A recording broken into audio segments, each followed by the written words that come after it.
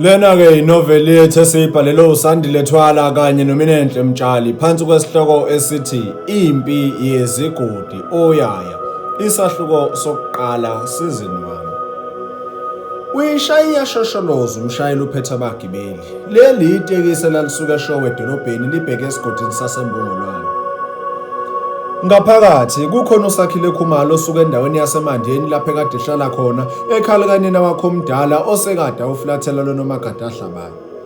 Kodwa-ke washiya sewakhile umuzi wakhona endaweni yaseMandeni yize ikhaya elikhulu laliseShowe Entumeni. Njengamanje uSakhile ulibangise kwaDlamini ekhaya kogogo uyoqala impilo entsha. uSakhile lona ungumlanjwana, ngakho wayengahlali ekhaya kobaba wakhe kaKhumalo. Nakhona nje ukuthi uye ekhaya kogogo kungenxa yeminye amasiko ayidinga ukuba agcinelwe wona njengoba wayengumntwana ophiwiswa lukamoya. Njengoba nesizulu-ke sisho sithi umntwana uyifa lasekhaya konina uma zingakapheleliswa zonke izimfanelo zakhona ezinjengokumhlawulwa kanjalo nokumthenga umntwana aphinde akhishwe ngehubo ekhaya komami amukelwe ngesilwane ekhaya kobaba nakhona futhi ngehubo lakhona. Khona ngikholwa ukuthi ngiyoqala impilo entsha emakhaya namabhinca ngibe umkhaya nami. Madoda, umama kade ngishumayeza ngaleli lokuthi kugcwele amabhinca phela lapha. Madoda, azajike izinto from Mandeni to Mbongolwane, hayi unyawo linampumulo ngempela.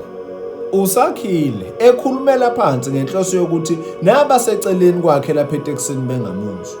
Wayengakazi ahlale endaweni yaseMbongolwane, ngakho wayengasayikhumbuli nakahle indawo yakhona. Wayengagcine nje ukuyivakashela esemncane noma ekhona makuyimicimbi okanye makukhona elinye lamalungu emndeni lishonile.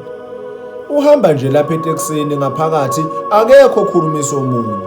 Ilona loyo uthule ulalele lolu hlobo lomculo wesintu owaziwa nguMaskando wabudlala umshayeli wetekisi.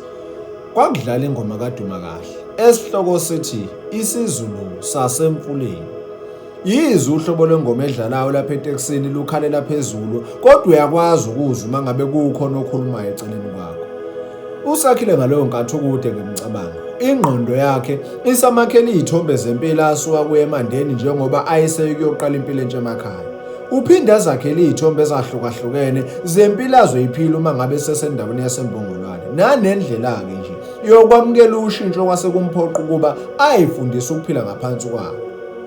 Athe sacabanga kanjalo kungena ucingo liqhamuka kunina wakhe.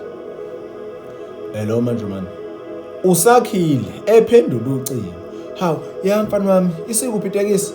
Kubuza uManjomane owumama kaSakhile.